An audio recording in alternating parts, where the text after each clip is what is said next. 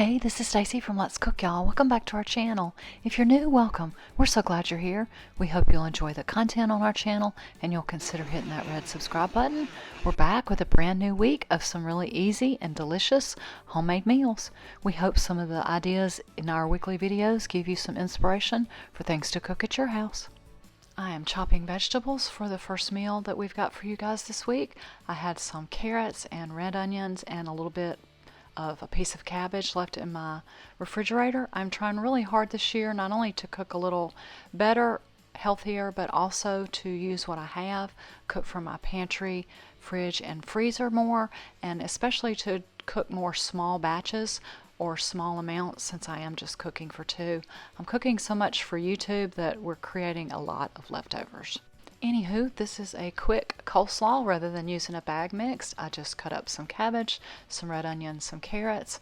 I added some chopped dill pickle, some mayonnaise, a little dash of lemon juice, a little dash of vinegar, a fair amount of kosher salt and black pepper, a pinch of sugar, a little bit of milk, and I mix it all up and taste and adjust.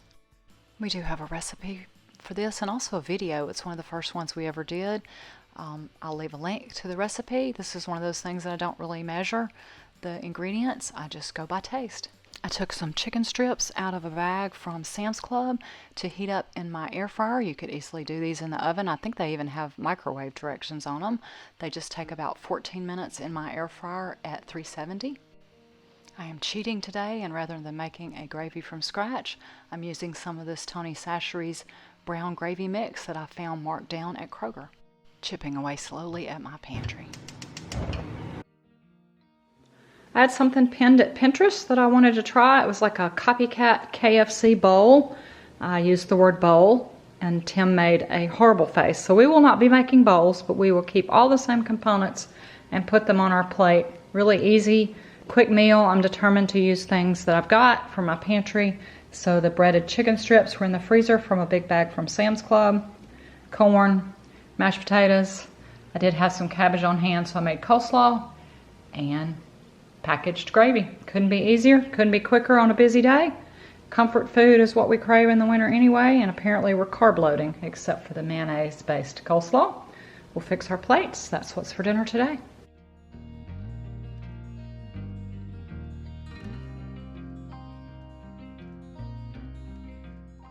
I love when I transfer pictures and find out that Tim has taken the camera unbeknownst to me.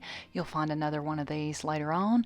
A quick note about these chicken strips from Sam's. This is our second bag. The first bag was great.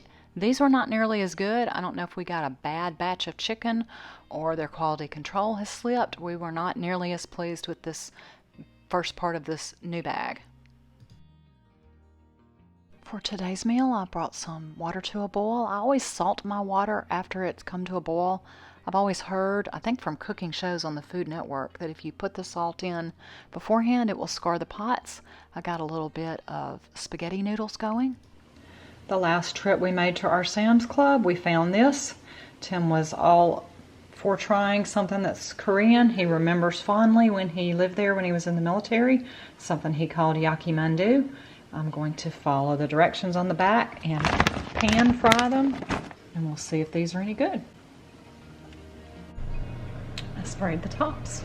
I'll flip them at 4 and spray the bottoms. I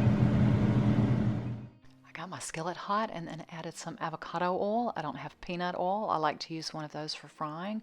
I normally steam my pot stickers or dumplings of any kind using either my rice cooker or my Instant Pot on the steam setting.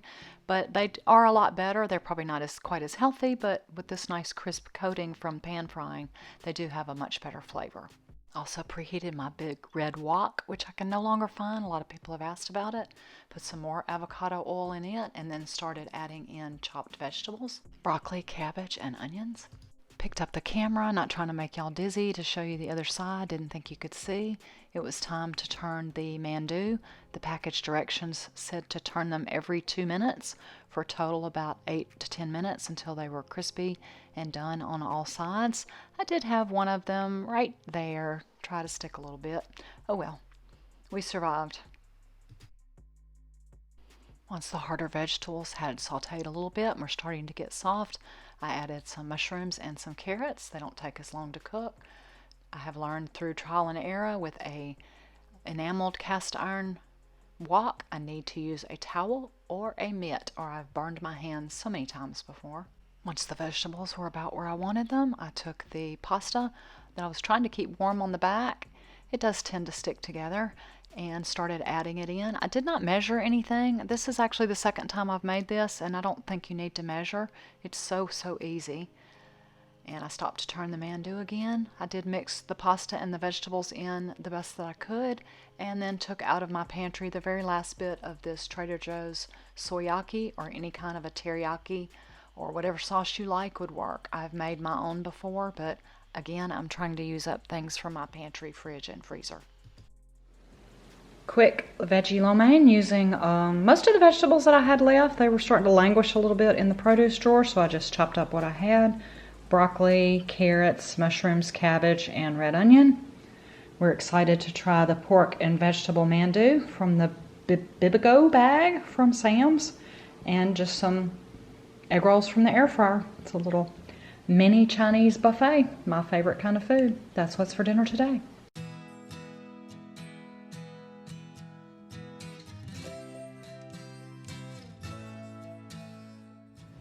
Gonna make a quick crock pot soup. I use my little West Bend slow cooker that I've had 20 plus years.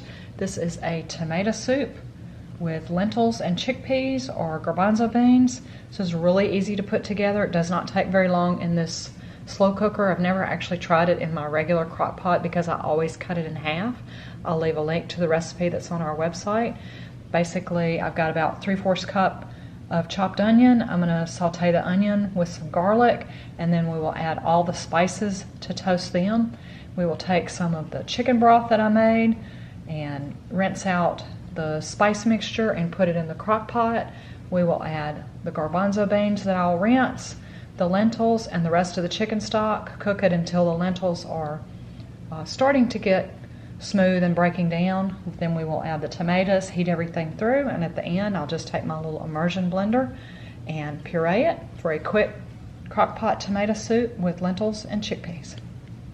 To start, I got a pan hot on the stove and then added some olive oil. And add that diced onion. Once it starts getting soft and translucent towards the end, then I add the minced garlic the last 30 to 60 seconds so it won't burn. Then I start adding the spices to toast. I've made this with just regular paprika. It's good, but not nearly as good as if you use both kinds, so I always use both the smoked paprika and the regular. Add some thyme and some kosher salt and cracked black pepper, and then we're going to toast those spices really well. I do spray my little West Bend. If I was using my big crock pot, I would not use a liner because we are going to use an immersion blender at the end.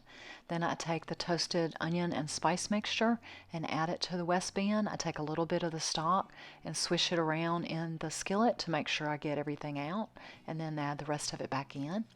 Add the rest of the chicken stock, either 2 or 2.5 cups, depending on how thick you want the soup. Then we'll add a 1/2 cup of red lentils and 1 can of drained and rinsed chickpeas or garbanzo beans. We're going to cover this and cook it until the lentils are soft and starting to break apart.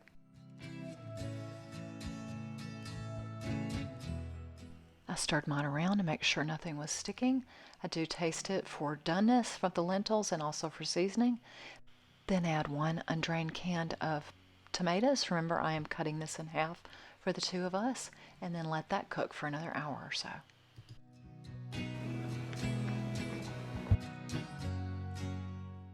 If you don't have an immersion blender, don't worry about it. You don't have to puree this soup. I prefer it more smooth than chunky, but if you like it chunky, just leave it like that. I'm going to make some hot sandwiches to go with the soup. You'll see this is a different bottle of olive oil, and I'll explain to you in a minute. We had a 2-week in a row kitchen catastrophe. I got some olive oil going, I sauteed some onions, and then I took the rest of a package of Kroger shaved beef out of the freezer and started trying to pull apart very thinly shaved beef. We showed using this for a Philly cheese a few months ago, late last year, and I had the rest of it in my freezer to use. Had a little catastrophe. I dropped my very full glass bottle of olive oil. So we stopped for about 20-30 minutes to clean it up. I was very grateful Tim was here and was able to help me. And have to figure out some kind of a dispenser for my olive oil since it's now in about 1,000 glass shards. The tomato soup is ready. Tim's sandwich is beef with sauteed onions and melted mozzarella to go with his tomato soup with lentils and chickpeas. And Tim liked the meat, and there was a little left, enough for another sandwich, so I just did hot ham and cheese for me and tomato soup. That's what's for dinner.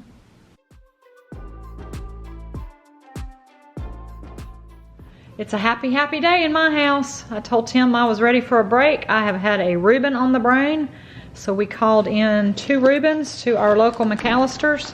He likes their sweet tea. By the time he got home, most of it was gone. We've got 2 Reubens. I've got fruit. Tim's got potato salad.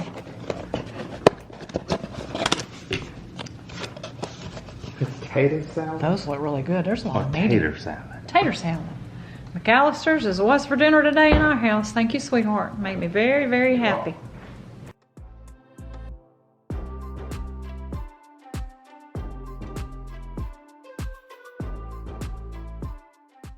Tonight we're going to cook together. This is Tim's ramen, rice, ramen, egg, seasoning, and cheese. The first thing I do is take some cold water, and before it comes to a boil, I just add a few handfuls of regular rice. We're going to use some chicken broth. Since I am not using the packet of seasoning from the ramen noodles, I wanted a little flavor in here to cook the rice. And we will add a lot more seasonings and a lot more carbs and unhealthy things. But this recipe uses the cheap little packets of ramen noodles. I cooked the rice about 3/4 of the way, probably about 8 to 10 minutes. We don't use the seasoning packet. I added the first package of ramen noodles and then stirred them around and realized that my ratio was probably a little off. Sometimes we like it a little brothy, sometimes we like it a little thicker, so I got a second package of ramen noodles out and tried to break them up and add them. And remember, these little packets, they only take about 2 to 3 minutes to cook, about how much is left for the rice to cook. So at this point, we have noodles and rice. I thought my camera was on. It was not. I added 2 whole eggs. I did not beat them like for egg drop soup. We add them whole and let them start cooking. And once they're starting to set up with the whites and the yolks, we take a spoon and break them up. It makes the egg chunkier in the soup rather than a beaten consistency. So we have big chunks of white and big chunks of yolk that are cooked. Since we didn't use the packet, we did need a lot of seasoning, so I got out some Tony Chachere's, which is just a Creole or a Cajun seasoning. Added a fair amount. I did end up adding more, as well as some salt and pepper. We do use cheese. Today we had open Colby Jack and Swiss. You can use any kind you like. Tim loves pepper jack. It's a little spicy for me. He's very specific. I have tried to use shredded cheese before. He does not like it that way, and this is his recipe. So I think we ended up using 2 slices of each. He just cut them into little strips and added them in layers. And meanwhile, I'm adding more seasoning and some salt and pepper and some more Tonys. We just need the cheese to melt and incorporate. Everything else is already cooked. You can make this as thin or as thick as you like it. There's something about Tim's ramen that is extremely comforting and nostalgic for me. He's made it, as I said, when he was single. He's been making it for me as long as we've been married. Every time I'm sick, he'll make this for me. If he's sick, I make it for him. We usually cook it together. It's a cheap meal. It is not healthy. We don't have it all that often, and as I said, I don't use the packet anymore because it's got MSG in it and I can't really tolerate MSG. You would think this big bowl of ramen would have made multiple servings, but we polished off the entire thing, just the 2 of us. It's just a big bowl of comfort food for us. So we take some ramen packets and Tim makes Call it ramen. Ramen, just something he ate in Korea. We beef it up with some rice, some cheese, and some eggs and chicken broth. We leave the packet out because it has monosodium glutamate, which I have problems with. Tim has to spice his up quite a bit. This is pure comfort food to us. Neither one of us is sick, but it sounded good. Ramen is what's for dinner today.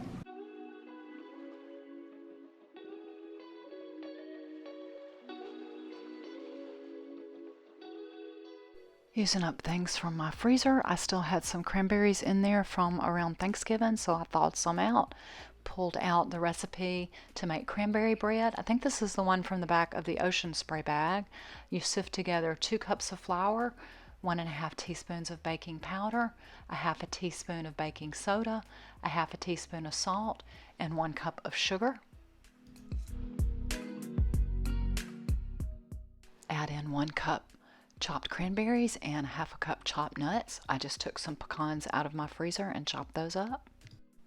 Mix those sifted dry ingredients with the nuts and the berries. And then it's time to mix up the wet ingredients. I measured out 1 cup of orange juice in my measuring cup, then added 3 tablespoons of oil and 1 beaten egg. Make a well in the center of the dry ingredients, and then I poured in the wet ingredients that we combined in the measuring cup and mix that all together. It took a little bit, but you can do this by hand. No mixer is needed. Pour into a well-greased loaf pan. I used my glass Pyrex that I had sprayed generously with Pam cooking spray and smoothed out the top. It's ready to go in a preheated 350-degree oven for about an hour. I went to grab a shower and discovered this later on. Someone baked, looks like some kind of bread, and they're not in here guarding it. So I think I may have to taste it.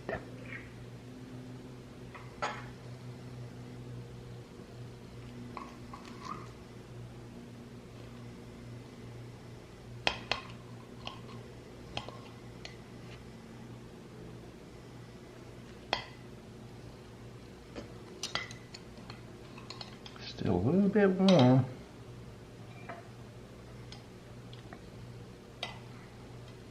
She might get a surprise when she comes in here and finds it. I wonder if she'll record her response. I died out laughing when I came back in the kitchen and found that piece gone. I don't like to cut things when they're really hot, and he knew that. But he said it was delicious. I went ahead and ran a knife around the edge and then popped it out. This bread is great with butter, and it heats up well in the microwave for about 10 or 12 seconds. We love cranberry bread. Thanks so much for stopping by this week and watching. Y'all take care and have a wonderful and truly blessed day.